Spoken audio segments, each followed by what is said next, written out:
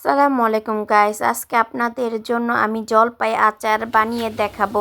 এইদিকে আমি ভালোভাবে জলপাইটা ধুয়ে নিয়েছি, তারপরেও এখানে পানিটা ফুটে উঠেছে। এখানে দিয়ে দিচ্ছি জলপাইগুলো দিয়ে প্রায় 8 থেকে 10 মিনিট সময় লাগবে। যখন দেখবেন দুই একটা জলপাই ফেটে গেছে তখনই বুঝতে পারবেন জলপাইটা খুব ভালোভাবে সিদ্ধ হয়ে গেছে। তো এখানে পানিগুলি জড়িয়ে ঠান্ডা হওয়ার পর জলপাইগুলি চটকে নিতে হবে। এখানে ভালোভাবে না চটকালেও চলবে। এখানে ভালোভাবে ম্যাশ করারও প্রয়োজন নেই, একটু আস্তে আস্তে থাকলেও কোনো সমস্যা নেই।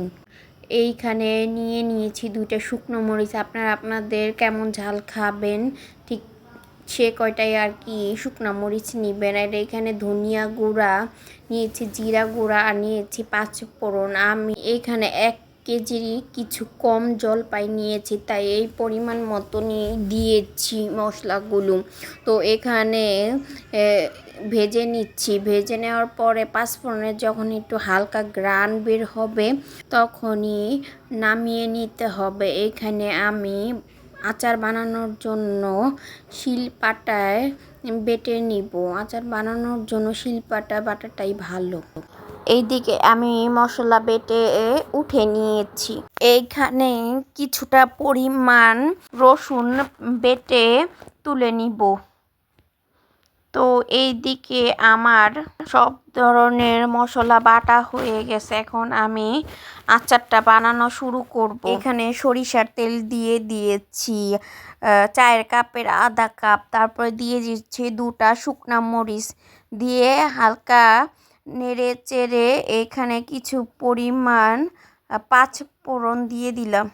ফোড়নটা যখন ফুটে উঠবে তখনই দিয়ে দিতে হবে রসুন বাটা। আমি শিলপাটায় বেটে নিয়েছি মশলা বাটার পরে, তার জন্য রসুনের কালার চলে আসছে।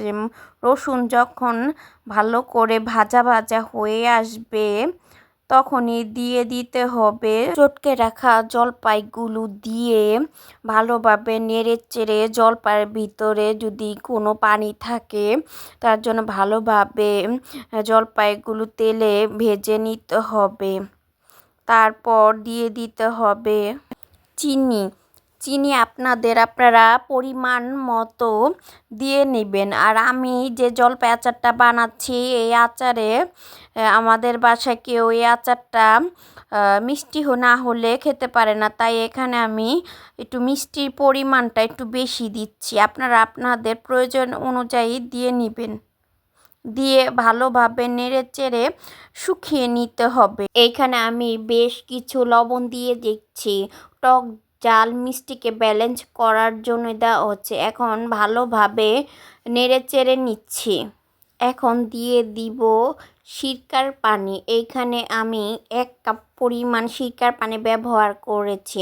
সিরকার পানি ব্যবহার করলে প্রায় 1 বছর জলপাই আচারটা ভালো থাকে।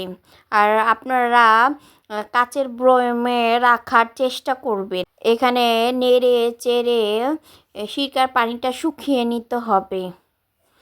শুকিয়ে নেওয়ার এক পর্যায়ে কালারটা যদি এমন একটু কালচে কালার চলে আসে ওই মুহূর্তেই বুঝে নিতে হবে হয়ে গেছে। তো শিলপাটায় বাটা মশলাগুলো দিয়ে দিতে হবে। তারপর ভালোভাবে নেড়ে চেড়ে 1 থেকে 2 মিনিট পরেই নামিয়ে নিতে হবে। মাশাআল্লাহ, দেখতে যতটা সুন্দর হয়েছে খেতেও তো খুব ভালো হয়েছিল। বাসার সবাই খুব মজা করে এই আচারটা খেয়েছিল। আপনারা এইভাবে জলপাই আচারটা তৈরি করে দেখবেন, আপনাদের কাছে খুবই ভালো লাগবে। আল্লাহ হাফেজ।